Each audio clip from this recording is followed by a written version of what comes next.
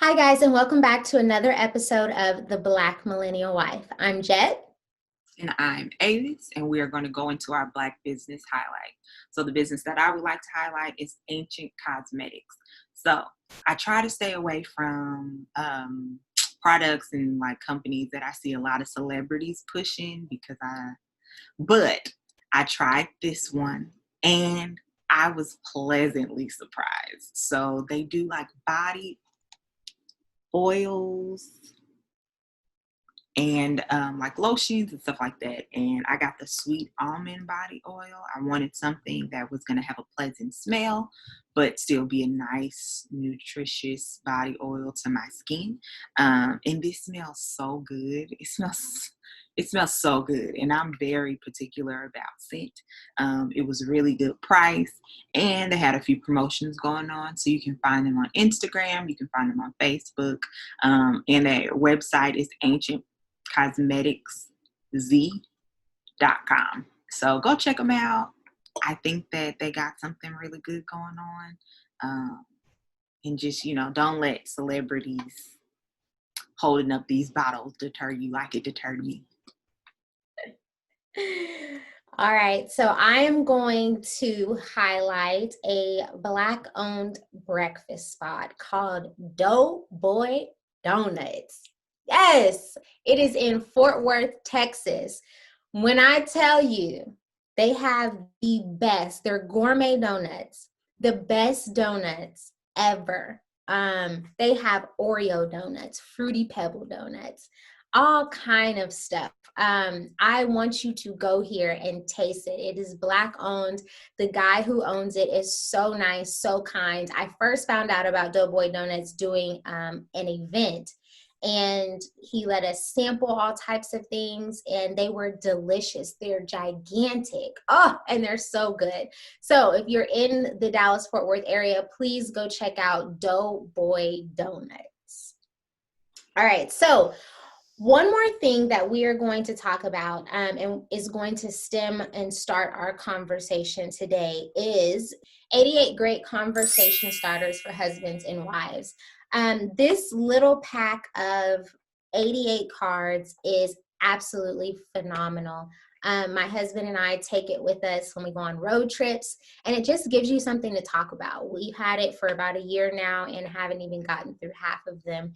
So we wanted to just kind of start some conversations and just see where they lead us, just to have a nice, fun little conversation. So the first question I would like to pose is, what are 3 things you do to make your husband feel special and loved? I think for my husband, like taking care of the house is important for him. I won't put neat freak on him, but he has a particular way that he likes things to be.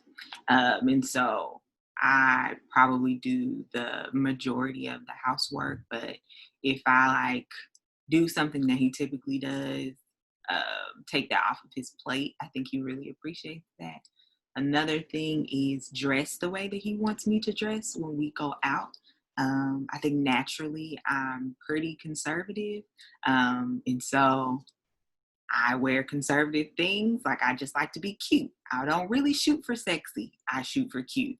And so I think he likes it when I shoot for sexy. So when we are going and doing something special, I try and be a little bit more on the sexy side, which is not my preference, but I will do that to make him feel special. Third thing I would say is be like uber affectionate. I am not a very touchy-feely person, and so he is. And so just being more like kissing him more, like touching on him when I walk past him, like that kind of stuff, which usually leads into, sex. Burn. And on top of that, just doing the things that he likes sexually that I could go without, doing those things for him as well. So I put all that physical touch, all that sex stuff like in one bucket. So those are 3 for me. Okay, so my three things. One is my husband loves for me to cook. That's not to say I am a chef because, girl, I am not. Okay, but he loves it when I just make the effort. And so I try to do that whenever I can, and whether we're doing it together and I'm in there helping him, or whether it's I take it upon myself to go ahead and make the meal. He appreciates that, and so I try to do that for him. The second thing would be um, he also is a very touchy feely person. So I try to make sure I go above and beyond to do that. Whether he likes for me to get up when he comes in, like if I'm home already, if he's coming in, and hug him at the door and things like that.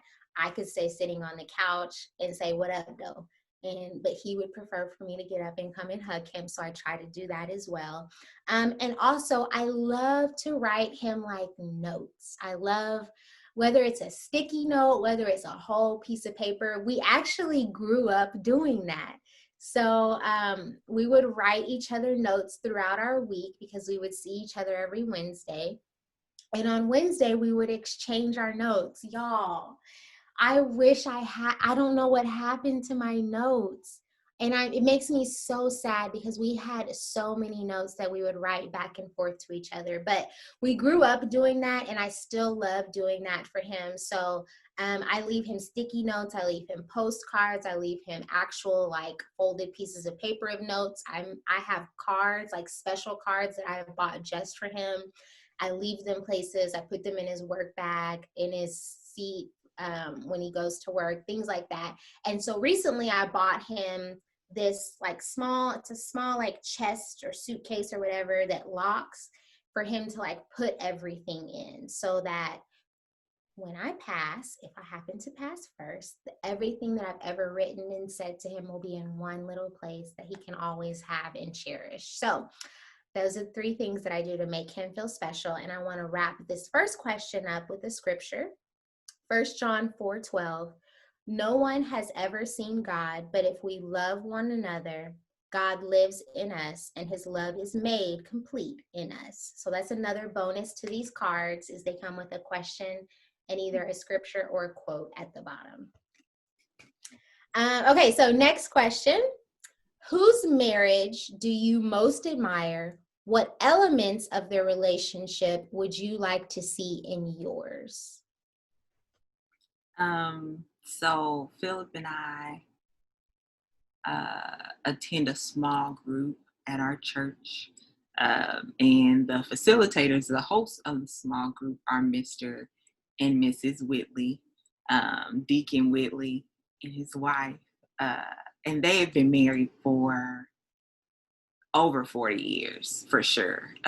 Deacon Whitley recently passed away, and so it's definitely been a strain and a source of sadness in our small group. But their marriage was just so, oh my, like, talk about a husband that is bragging on his wife 24 hours a day. Like, we would be in the middle of a scripture or something like that, and he would find a way to tie it to Sister Whitley and say something beautiful about her being a wife, beautiful about her being a mother to their children, beautiful about her being an educator. Like, she was a teacher for a long time, and she worked in the school district, here in town. And so he just was so, like, he just reverence. It was just reverence. Like, he just loved her that deeply. It was just so beautiful. And I don't think I had ever seen anything like that before. Like, my parents loved each other for sure. And like Philip's parents love each other, and they have a good marriage and all of that. But I've never seen that level of reverence like that a husband would have for his wife. And she had it for him the exact same way. And so I really admire the type of love that they had. And it really broke my heart when she lost him, because I can't even imagine what that may feel like. And Lord Jesus, please take me and Philip at the same time so I don't At have to the go. same time. But it's just very beautiful. And I just hope that uh, Philip and I grow to be like that old couple together that just like brag on each other all the time. I just think that's so sweet. Okay, I have a follow-up. So, what do you think keeps us right now in this moment from being that couple? Reverencing our spouse, tying everything to how great they are, how much we love them. What is it? Because I'm not going to front. I mean, it could just be me, but I feel like that's the couple I want to be as well. But why can't I be that couple now? I think I got a little bit too much Avis left in me. I the submissive thing, I've talked about that a million times. I struggle with that for sure. And I think my desire to be dominant or to be right or to be independent stops me from revering Philip in that way. Uh, and he got some growing to do too. It ain't just me. Like, Is it we got. about Philip's growth though? We're talking about why can't you? I led answering that question by saying what I needed to do, but I would be remiss if I did not mention that it is a two-way street. It needs to be a period, not a comma, not a semicolon. Period, not a conjunction. Well, then maybe that's another reason why I can't be that kind of wife yet. I think for me, I think I'm well on. I think I talk about my husband and relate things to my husband all the time in a very positive way because the Negro is awesome. Okay. And I think my thing is I just have to get past the idea of like, I don't know, it's not intentional of not like doing it in front of him. I just think it just doesn't happen. Like, I don't know. I'm more so talk highly and greatly and powerfully of him when he's not around, but it's just not the same level when he is around, and not for any specific reason or I'm choosing not to. It just doesn't happen. And so I think making sure that he hears it more, I think would be make him feel really good as a husband and as a man. Yeah, I probably am guilty of the same thing. Like, I think very highly of Philip, and I'll tell whoever how I feel about that, but I won't necessarily say that in front of him. And to some extent, I think it may be because I don't want him to get too comfortable. Like, yeah, you're doing a good job, but you still got, like, we still got to work. So don't think That's you growth. do. Yeah. So, and is that childish? That's probably childish, but I think that's just, yeah, how my thought process works. But We should be honest. We should be honest. Okay, so for me, I'm not going to specifically name the couple, but because I want to share their story. I don't want, everybody like, ooh, that's their story. But there is a couple that I absolutely love. This couple is, I mean, I can't even put into words the level of respect I have for this couple. They have been married for, I don't even know, years upon years upon years. She has a past that could be damaging to her life, to her everything. She is a recovering alcoholic, and I didn't know this for a long time until one point where Trey and I just needed some help in our marriage. And we went to this couple and talked to them. And she was just so open and transparent about everything that she had been through and how her husband throughout their marriage was there for her and never left her side in regard to it. And, if you're a recovering alcoholic, that's a battle that you have constantly. It's never fixed or cured or gone. And to see like the way that this husband loved his wife and was her cheerleader and there by her side every single day, every step of the way in their marriage.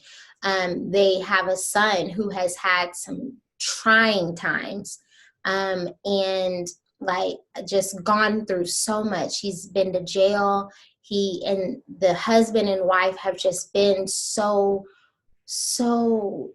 I don't even know the words. They've just been so dynamic together and been there with each other through all of the good times and all of the bad times. And there's so many things that could play into the demise of a relationship. And this couple has not let anything play into the demise of their relationship. Satan continues to knock at their door, and they just continue to put him under their footstool. And I hope that in all of the things and in anything that me and my husband go through in life, that we can be like this couple, that we can love each other and push through and find a way through with each other through everything. I couldn't imagine going through some of the things they have gone through and how they are right now. And they just continue to feed into and pour into other people and to give back and to be there for everybody in spite of all of the things that they go through. And it's just so beautiful. So I admire that couple so much. If they were to ever hear this, they would know exactly who they are. And I love them dearly. So I hope that Trey and I can continue to grow and to strive to be like that couple. And a quote that is at the bottom of this card is, "Happy is the man who finds a true friend, and far happier is he who finds that true friend in his wife." And that's by Franz Schubert. That is really nice. That is powerful. And let me touch on that just a little bit. If I were to say that I truly have a best friend in my husband, I would be telling the 1,000% truth, because our relationship at this point is far beyond husband and wife. I'm lucky he's my husband. I'm his wife till death do us part. But above all of that, he is my friend, my best friend. Nobody can make me laugh harder than he can. Nobody can ever take me anywhere in this world and allow me to have a better time than he can allow me to have. He knows me like the back of his hand. I was even thinking, and I want to share this with our Black Millennial Wives family. If you were to go to the store today and you and your husband were to go your separate ways and have a challenge of picking out your husband's favorite snack, favorite movie, favorite item that makes him feel comfy, and y'all were to come back together, come home, and you take everything out one by one, would you be able to pick out everything specifically and have no question that what you got is the right thing? Yeah, I think so. Very down.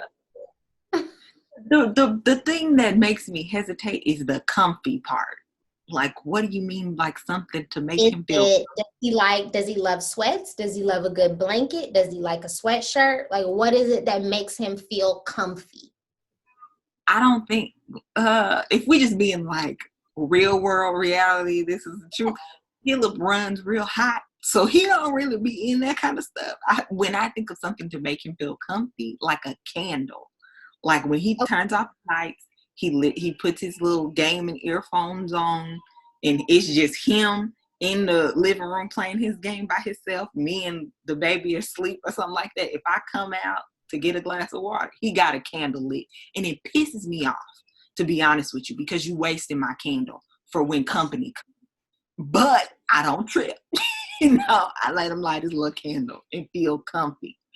Okay, so if that's his thing, then that makes sense. Whatever it is that makes him feel comfy.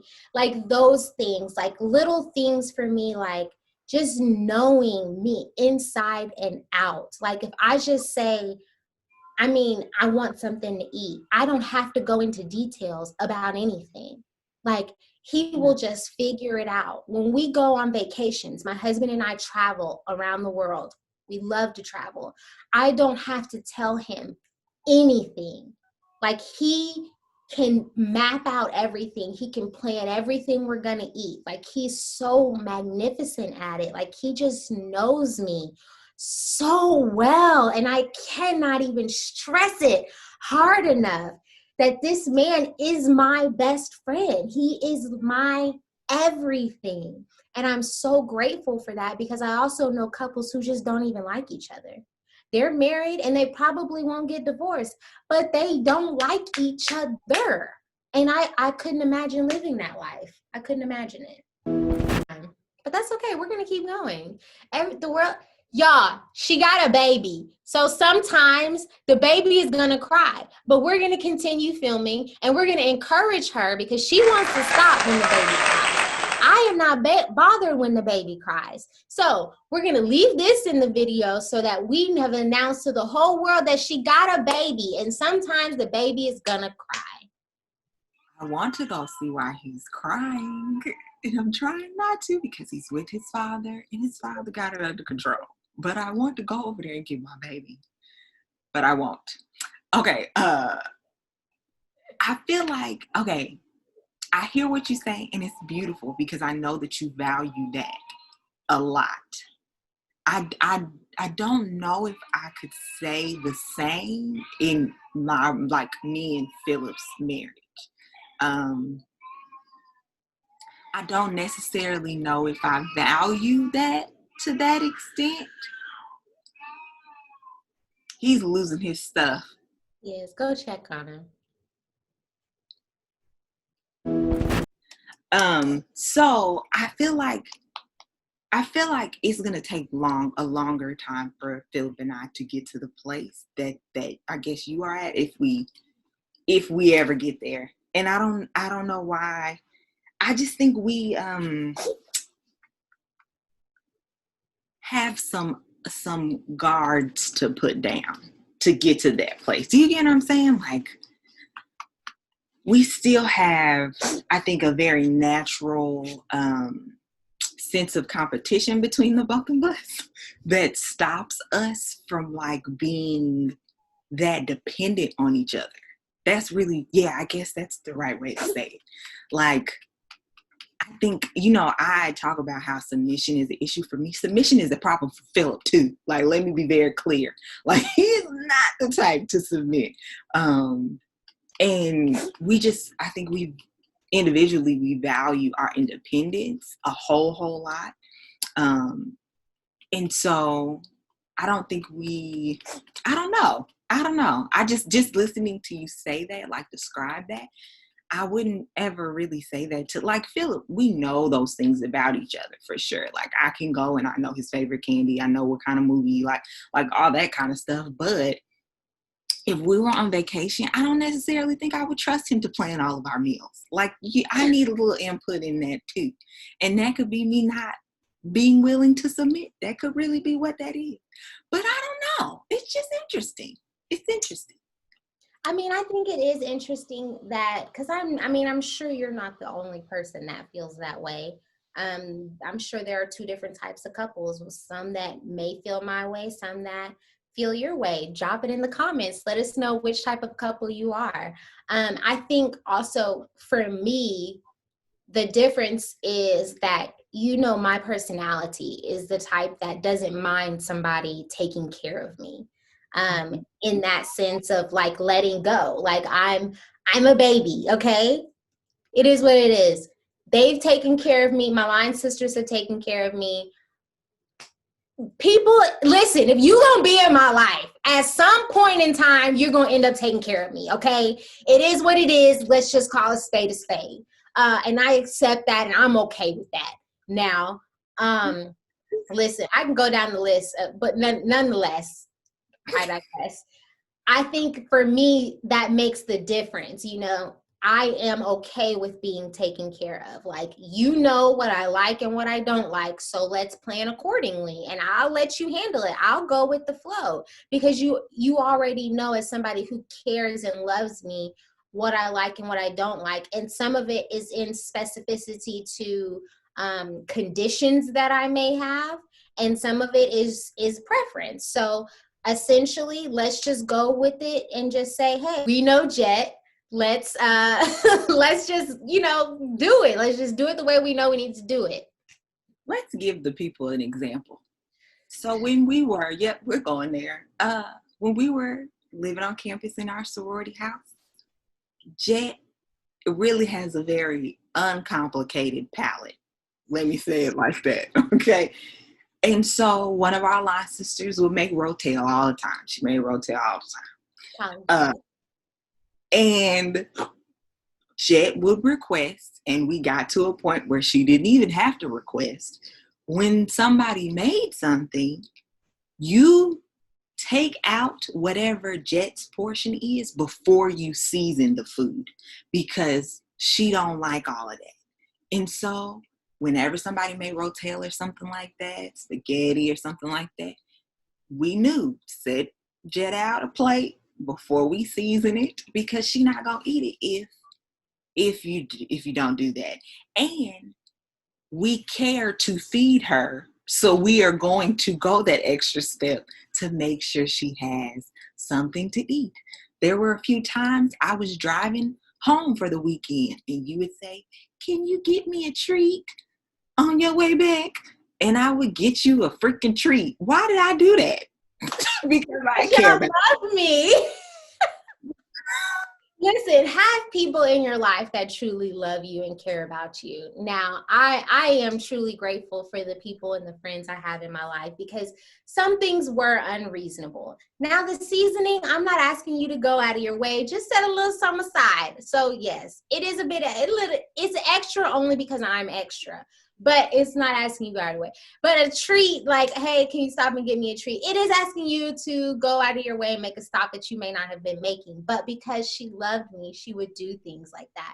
And those are just a few examples. We could go down a whole slew of items. But nonetheless, I think that's what makes it different for me, is I don't mind that type of stuff. Like, you're more of a, I'm going to do it, I'm going to take care of it myself type of person. And I'm just like, hey, you know what I like, what I don't like. So you go ahead and take care of it. Just keep in mind me. Okay.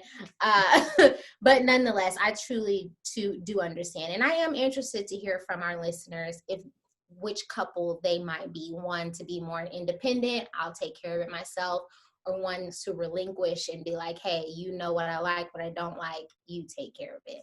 So but yeah, so I think it is important to have a friend in your spouse.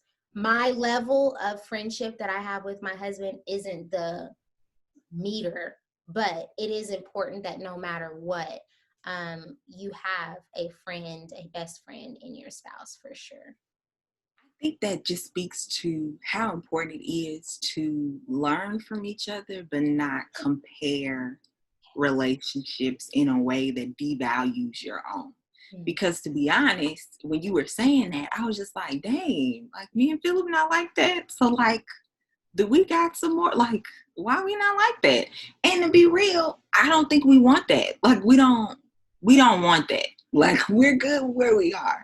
And it's valuing knowing yourself well enough and knowing your partner well enough to be comfortable in who you are and what kind of marriage you have or what type of relationship you have. It don't have to look like everybody else's, but just because it don't look like everybody else's don't mean that it's not beautiful and real and God sent and blessed and all of those things. And so I think that's super duper important. Absolutely. I think that's definitely a takeaway for me, is to not compare yourself to other people's relationships. Don't compare yourself to our relationships. Don't compare yourself to your friends' relationships. If there's something you want to change or grow or get better in your marriage, then work on that. But don't say, because, oh, this person said that they're this way or they do this, that, and the third, I want this. No, it should look however you and your husband set out for it to look, period. All right, so let's go ahead and wrap up this episode. Again, if you would like to get into these conversation starters, you can find them online. You can find them at Mardell. They're a Christian gift, hence the Bible verses and whatnot. So I think I would definitely advise for you to get those for you and your spouse to start different conversations and get to know each other. So we'll wrap up our episode by sharing how we won at adulting this week. We all want to grow up. We all want to do these things that come with adulthood. And then they come and you just wonder why it just keeps going and going and going, like the Energizer Bunny. And I would like to highlight that I have won. It's been more than just a week. I have intentionally, for the month of, what are we in? What month is this? October? Okay, so for the month of September, I intentionally set out to work out 6 days a week. And I didn't do anything with my hair. Like, I wanted zero excuses. And I wanted to be able to just get myself back in the mode of not sitting on the couch, being in a pandemic and eating all the snacks and not worrying about it. So I did that, and I'm back on my routine. Typically I work out 4 or 5 times a week. So I'm back on my routine, feeling good, feeling healthy. So I'm proud of myself for doing that and sticking with it. And so I just want to keep doing that and making sure I take care of my body, because that's something that is important to me. Right on. So I think I won at adulting by we let the baby cry it out to go to sleep, and I did not go in there and put him in the bed with us to stop him from crying. So that was a challenge. It took maybe like 2 or 3 days. It didn't take long at all. But now we can put him down for the night and he won't even cry. He just lays down. And so I feel like that was a win in my mommyhood, in my adulthood. So y'all pray for me, because next we got to take his pacifier away, and that's going to be a fight. It's going to be a struggle. But I know that that's what he needs. But we're just going to have to deal with some tears and some crying. And I don't like to see him upset. And so that's going to be hard. I'm so sorry, man. Good job, Mommy. I'm proud of you. All right. So thank you guys for tuning in to another episode of the Black Millennial Wife. Don't forget to like, share, and comment. Let us know, what side of the fence you fall on in your relationship. Are you on Jed's side of the fence? Are you on my side of the fence? And let us know if you buy the card set of questions. We are going to incorporate those throughout our episodes from time to time. There are some other materials that we'll be introducing that have questions, really good questions to talk about and ask your spouse and talk about amongst your girlfriends and stuff like that. So just be on the lookout. Let us know how you feel about those, and be on the lookout also for our next episode on Friday. Yes. Thanks. Bye.